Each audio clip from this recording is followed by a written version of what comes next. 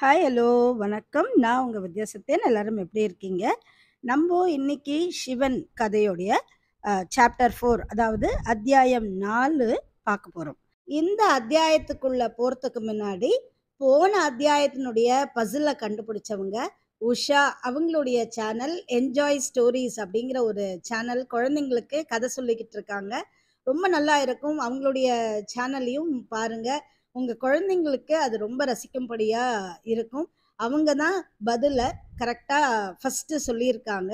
அவங்களுக்கு என்னுடைய வாழ்த்துக்கள்.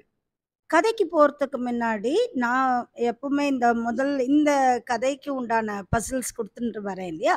ஸோ, அந்த விதத்தில இந்த சாப்டர் 4க்கு உண்டான பசில் என்ன அப்டின்னா, இப்போ நீங்க ஸ்க்ரீன்ல ஒரு 4, 5 சிவனுடைய பெயர் பார்க்கலாம். தட் இஸ் 4, 5 பெயர் பார்க்கலாம். அது ஆண் பெயரோ, பெண் பெயரோ, பெயர்கள் நீங்க பார்த்துட்டு இருக்கீங்க. அதுல எது சிவனுடைய பெயர்? மறுபடியும் சொல்றேன். இப்போ நீங்க பார்த்துக்கிட்டு இருக்கிற இந்த பெயர்கள்ல எது சிவனுடைய பெயர்? இப்போ நம்போ கதைக்கு போலாம். நம்போ போன அத்தியாயத்துல என்ன நிறுத்தியிருந்தோம் அப்படின்னா, ஒரு முடியே இல்லாத கழுகு அந்த இடிஞ்ச கோவில்லேருந்து பறக்கிறதாகவும், அப்போ அந்த கோவிலுக்குள்ளேருந்து ஒரு "ஆ" அப்படின்னு ஒரு சத்தம் திரும்ப கேட்டதாகவும், அந்த கோவில பார்த்த உடனே திரும்பவும் இவனுடைய மனக்கண்ல நெறைய குதிரைகள் ஓடுறதாகவும், ஒரு தங்க சிவலிங்கத்தை யாரோ ஒருத்தர் ஒரு குதிரையில அணைச்சபடி போறதாகவும் நம்ம முடிச்சிருந்தோம். இப்போ அத்தியாயம் 4. இந்த கோவில்ல கேட்ட சத்தம் அந்த ராஜநாராயணனுக்கும் சரி, அந்த காத்தாயிங்கிற கிழவிக்கும் சரி ரொம்ப அதிர்ச்சியா இருக்கு. ரொம்ப ஃப்ரீஸ் ஆயி நிக்கிறாங்க. அதுக்கப்புறமா 2 பேரும் கிடு கிடு கிடு கிடுன்ட்டு ஓடுறாங்க அந்த கோவிலுக்குள்ள. ஆனா, அந்த காத்தாயி கோவில் கிட்ட போனதுக்கு அப்புறம் கூட கோவிலுக்குள்ள போகாம வெளியில இருந்தே, "வரதப்பா என்னடா ஆச்சு? ஏன்டா கத்தின?" அப்படின்னு சொல்லி கேட்குறாங்க. ஆனா, ராஜநாராயணன் அப்படி செய்யல. அவன் ஷூ எல்லாம் போட்டிருந்தான். ஆனா, அத பத்தியெல்லாம் அவன் மைண்ட் பண்ணல. ஸோ, அந்த ஷூ காலோடையே குடு குடு குடுன்ட்டு கோவிலுக்குள்ள ஓடுறான். பார்த்தா கீழெல்லாம் நெறைய நெருஞ்சி முள்ளு, நெறைய வேண்டாத செடிகள் எல்லாம் நெறைய இருக்கு. முள்ளு செடி எல்லாம் இருக்கு. காட்டு செடி, முள்ளு செடி அந்த மாரிலாம் நெறைய செடிகள் இருக்கு. அண்டு அங்க இருக்கிற சிவலிங்கங்கள் நார்மலா சிவன் கோவில்னா நெறைய இடத்துல சிவலிங்கங்கள வச்சிருப்பாங்க இல்லையா? அந்த மாதிரி இருக்கிற இடத்துல எல்லாமே லிங்கமா இல்லாம வெறும் ஆவுடையார் மாத்திரம் இருக்காரு. தட் இஸ் அந்த பேஸ் மாத்திரம் இருக்கு. அந்த குழி நீங்க ஆட்டுக்கல் உங்களுக்கு கற்பனை பண்ணிக்கலாம். ஸோ அந்த மாதிரி அந்த குழிக்குள்ள அ மழை ஒவ்வொரு தடவையும் அந்த மழை காலத்துல வர மழையெல்லாம் அதுல தேங்கி, பாசி புடிச்சு போய் பச்சை கலர்ல நெறைய தவளை, தேரை எல்லாமே அங்க இருக்கு. அதையெல்லாம் இவன் பார்த்துட்டு வரும்பொழுது அவனுக்கு அடுத்த அதிர்ச்சி காத்திருந்தது என்ன அப்படின்னா, ஏன் இந்த வரதப்பன் அது மாதிரி கத்தினாரு அப்படின்னா, அந்த வரதப்பன் கழுத்துல இப்போ சிவன் மேல எப்படி கழுத்த சுத்தி பாம்பு இருக்குமோ, அந்த மாதிரி ஒரு பெரிய பாம்பு, ஒரு அது நல்ல பாம்பு வேற. அந்த பாம்பு சிவன் மேல எப்படி கழுத்துல சுத்தி படம் காமிச்சுட்டே இருக்குமோ, அந்த மாதிரி அது ஆ இந்த ஆடிக்கிட்டு இருக்கு. அந்த வரதப்பனுடைய கழுத்துல இது பண்ணி படம் எடுத்துக்கிட்டு, பெண்டுலம் ஆடுற மாரி இங்கேயும் அங்கேயும் ஆடிக்கிட்டு இருக்கு. அதுகிட்ட உஸ்ஸு உஸ்ஸுன்னு வேற ஒரு சவுண்டோட வேற இருக்கு. இந்த ராஜநாராயணன் உள்ள நுழையிறத பார்த்த உடனே அவன் அ அந்த வரதப்பன் அவர்கிட்ட, "சார் எப்படியாவது என்ன காப்பாத்திருங்க சார்ன்னு" ரொம்ப ரொம்ப மெல்லிசான ஒரு குரல்ல அவன் கெஞ்ச ஆரம்பிக்கிறான். ஏன்னா, அவனுக்கு அத எப்படி எடுத்து விடுறதுன்னே தெரியல. அந்த சமயத்துல ராஜநாராயணன் "இருப்பா, இருப்பா பயப்படாத உன்னை எப்படியும் நான் காப்பாத்திருவேன். இத எப்படி எடுக்கலான்னு பார்க்கலாம்" அப்படின்னு சொல்லி, அவன் அவர சுத்தி இந்த பக்கம், அந்த பக்கமும் ஏதாவது கிடைக்குதா அப்படிங்கிற மாதிரி தேட ஆரம்பிக்கிறான். அந்த சமயத்துல அந்த கோவிலுக்குள்ள யாரோ நுழையிற சத்தம் கேட்குது. இவன் திரும்பி பார்க்குறான். நல்லா ஜம்முன்னு அதாவது நல்லா சூப்பரா ஒரு பஞ்சகட்சம் கட்டிக்கிட்டு, ஆ இதுல நெத்திலலாம் நல்லா விபூதி இது பண்ணிக்கிட்டு, ஒரு குடுமி வேற. ஏன்னா நார்மலா பிராமின்ஸ்க்கு ஒரு குடுமி இருக்கும் இல்லையா? அந்த மாதிரி ஒரு குடுமி, காதுல கடுக்கன் போட்டிருக்காரு. நல்லா ஷார்ப்பான ஒரு மூக்கு. அந்த மாதிரி அந்த அவருடைய முகத்துலயும் ஒரு சின்னூண்டு தாடி இருக்கு. அதே மாதிரி கழுத்துலயும் ஒத்த ருத்ராட்ச வச்சு ஒரு மாலை போட்டிருக்காரு.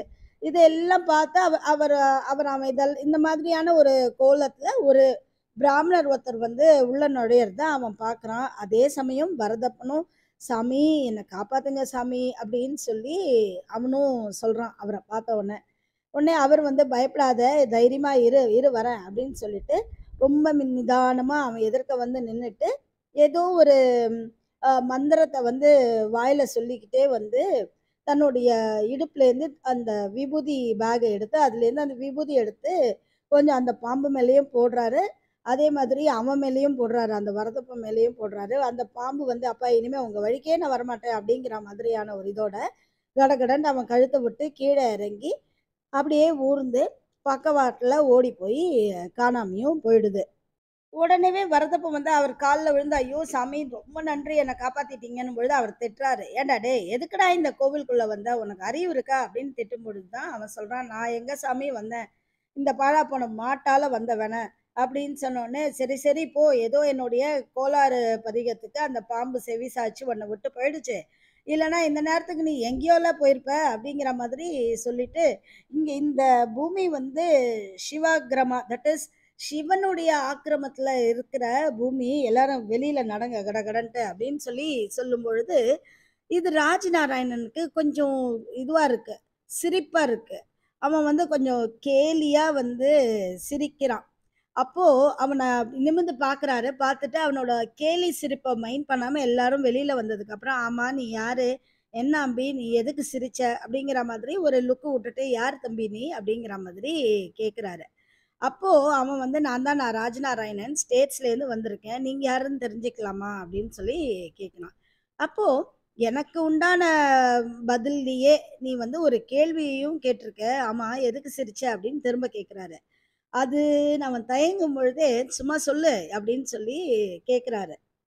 அந்த சமயத்துல இந்த வரதப்ப வந்து, "ஓகே சாமி நான் உத்தரவு வாங்கிக்கிறேன். நான் கிளம்புறேன்" அப்படின்னு சொல்லி சொன்னோனே, அவன அவன திரும்பி கூட பார்க்காம, "சரி, சரி அப்படிங்கிற மாதிரி ஒரு மாத்திரம் கொட்டிட்டு, இவர் திரும்பும் பொழுது பின்னாடியே அவருக்கு இன்னொரு குரல் கேட்குது.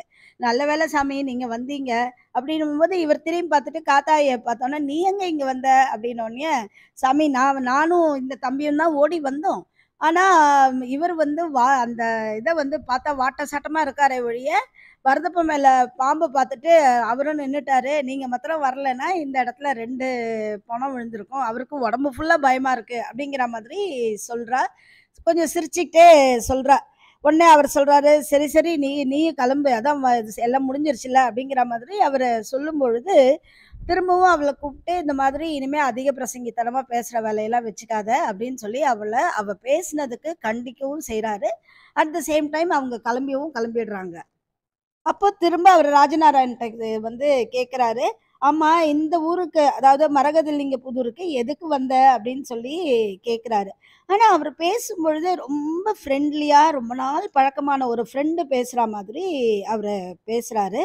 அப்போ அந்த அ மரக்கிளையில அங்க அங்க இருக்கிற ஒரு மரத்தோட மரக்கிளையில அந்த கோபுரத்தில பார்த்த அந்த கழுகு வந்து வந்து உட்காருது. இவங்க 2 பேரையும் பார்த்தபடியே வந்து உட்காருது.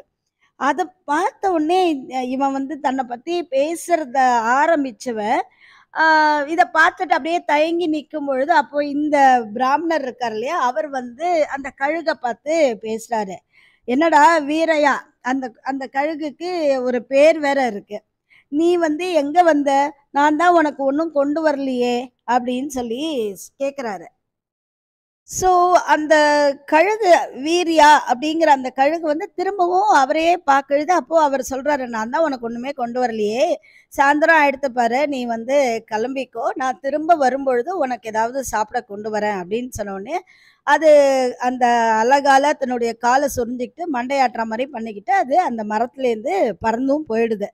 உடனே இத பார்த்த உடனே இந்த ராஜநாராயணனுக்கு ரொம்ப ஆச்சரியமா போயிடுது. அந்த கழுக பார்த்துட்டே அப்படியே பார்த்து நிக்கிறான்.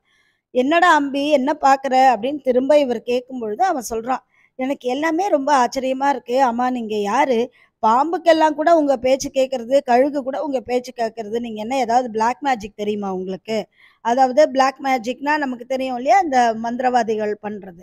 அந்த மாதிரி ஏதாவது தெரியுமா உங்களுக்குன்னு சொல்லி அவன் அவர கேட்குறான். அத கேட்டுட்டு அவர் சிரிக்கிறாரு. சிரிச்சுக்கிட்டு, "என்னப்பா எல்லாமே பழக்கம் தான். நீ கூட அன்பா பழகினேன்னா, இந்த ஊர்ந்து போற பள்ளியிலேருந்து நம்ம பறந்து போற எல்லா பறவையுமே நம்ம காட்டுற அன்புல நமக்கு வந்து நம்ம சொல்றதெல்லாம் கேட்கும். சரி பரவால்ல நீ சொல்லு, நீ எதுக்கு இந்த ஊருக்கு வந்த? அப்படின்னு சொல்லிட்டு அவர் கேட்கிற அந்த முதல் கேள்வியிலேயே பதில் அப்படியே நின்னுட்டு இருக்காரு. அப்போ அவன் சொல்றான், "அதான் என் பேர் ராஜநாராயணன் சொன்னேனே." அப்படின்னு சொல்லும்பொழுது திரும்ப அவன் பதிலோடையும் வரான். இந்த கோவிலுடைய பட்டர் அவர் பேரு இப்பதான் நமக்கு வருது. வைத்தியநாதன் அவருடைய பேரு. அவருடைய மருமான்னா, "அன்னபூர்ணி எனக்கு அத்தை ஆகணும்." அப்படின்னு சொல்லும்பொழுது, "ஓஹோ! நீ நம்ம வைத்தியோட மருமானா? ஆமா. இங்க வந்து அவ எல்லாரையும் பார்க்கறதுக்கு தான் வந்தேன். ஆனா இப்ப கிளம்பிட்டேன்." அப்படின்ட்டேன். அப்படின்னு சொல்லி சொல்றான். ஓ! அதான் நீ பாரதிக்கு பார்த்த முறப்பையன்னு சொல்லுன்னு சொல்லி ஆரம்பிக்கும் பொழுது, அவன் உடனே அத பாதியில மறிச்சு அவன் நிக்கிறான். "அப்படிதான் நெனச்சுட்டு இருந்தேன். ஆனா அப்படி இல்லன்னு ஆயிடுத்து." அப்படின்னு சொல்லி அவன் கொஞ்சம் ரொம்ப வருத்தமான குரல்ல பேசுற மாதிரி குரல் இறங்கி அவனுக்கு போறது. "ஏன் என்னாச்சு? என்ன சொன்னான் அந்த வைத்தி?" அப்படின்னு சொல்லி இவர் திரும்பவும் இன்னொரு கேள்வி கேட்கிறாரு. இவன் வந்து உடனே புலம்பலா ஒரு பதில் ஆரம்பிக்கிறான். ஆமா, என்னென்னவோ சொன்னாரு. ஜாதகம் பொருந்தலையாம், தோஷமா. இத தவிர கூடவே யாரோ ஒரு தீட்சிதர்ன்னு ஒருத்தர் வந்து இன்னும் என்னென்னத்தெல்லாமோ சொல்லி வச்சிருக்காரு. இந்த மண்ணுல வந்து சினிமா காதல் தான் ஜெயிக்கும் போல இருக்கு. நிஜமால ஒரு காதல் வந்து ஜெயிக்காதுன்னு நெனைக்கிறேன். அப்படிங்கிற மாதிரி அவனுக்கு ரொம்ப வருத்தமா இருக்கு. அந்த மாதிரி அவன் பேசிண்டே வரான். அவன் இப்படியெல்லாம் அவன் இது மாரிலாம் ரொம்ப இதுவா பேசுறது, இந்த சினிமா காதல் தான் ஜெயிக்கும். இந்த மண்ணுல வந்து நிஜ காதலுக்கு கூட ஜாதகம், ஜோசியம்னு 1008 தடங்கள்லாம் இருக்குன்னு சொல்லி அவன் பேசிண்டே வரும்பொழுது, அவர் கொஞ்சம் எகத்தாளமா இப்போ சிரிக்கிறாரு. உடனே அவன் வந்து அவர பார்த்து, "என்ன சிரிக்கிறேள்? என்னோட நிலைமை உங்களுக்கு சிரிப்பா இருக்கா?" அப்படின்னு சொல்லி திருப்பி கேட்கிறான். "இல்லடா அம்பி, இது அந்த காலத்த நெனச்சு நான் சிரிக்கிற சிரிப்பு. இந்த கோவில், பலகனி, ஏட்டுக்கட்டு இந்த வார்த்தைய கொஞ்சம் ஞாபகம் வச்சுக்கோங்க. இந்த பலகனி ஏட்டுக்கட்டுக்கு தான் என்ன ஒரு சக்தி அப்படின்னு சொல்லி அவர் சிரிச்சுக்கிட்டே ஒரு பதிலோட பதிலா ஒரு புதுசான ஒரு வார்த்தைய பலகனி ஏடு அப்படின்னு சொல்ற மாதிரி ஒரு விஷயத்தையும் அவர் வந்து திரும்பவும் சொல்லி அங்க சொல்லும் பொழுது திரும்ப அவனுக்கு ஒரு ஆச்சரியம் இருக்கு. என்ன இது என்னெல்லாமோ சொல்றாரு அப்படின்ட்டு. அப்போ அது இவன் திரும்ப அவன் அதையே கேட்கிறான். என்னது? என்ன கோவில் பலகனி? என்னது ஏட்டுக்கட்டு? அப்படின்னு சொல்லும்பொழுது, "சொல்றேன், சொல்றேன். நீ இனிமே எங்க போற? என் கூட தானே இருக்க போற. வா, வா எங்க ஆத்துக்கு போலாம்." அப்படின்னு சொல்லி சொல்றான். ஐ மீன் சொல்றாரு அவர் அந்த தீக்ஷதர். அப்போ, "என்னது இது? நீங்க பாட்டுக்கு என்னென்னமோ சொல்றேள். என்னமோ நான் உங்க கூடவே இருக்க போறேன்னு சொல்ற மாதிரியெல்லாம் சொல்றேள்." அப்படின்னும் பொழுது, "ஆமாம்ப்பா மிரளாத. இனிமே நீ இந்த ஊருக்கு போகணும்னாலும், நீ உன்னோட ஊருக்கும் முடியாது. ஊருக்கு போறதுக்கு வழியும் கிடையாது.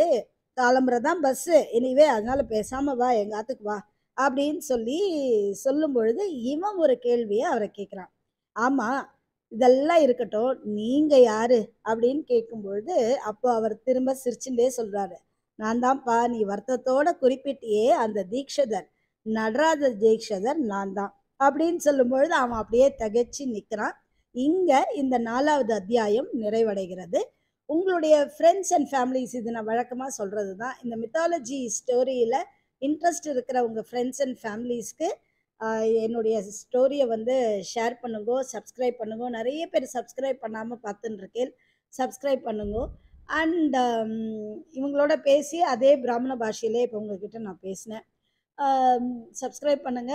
அண்ட் இந்த பசில் இந்த வர பேர்கள்ல எந்த பேர் வந்து சிவனுடைய பேருங்கிற இதையும் குறிப்பிடுங்க. மீண்டும் உங்கள அடுத்த அத்தியாயத்துல சந்திக்கிறேன். நன்றி, வணக்கம்.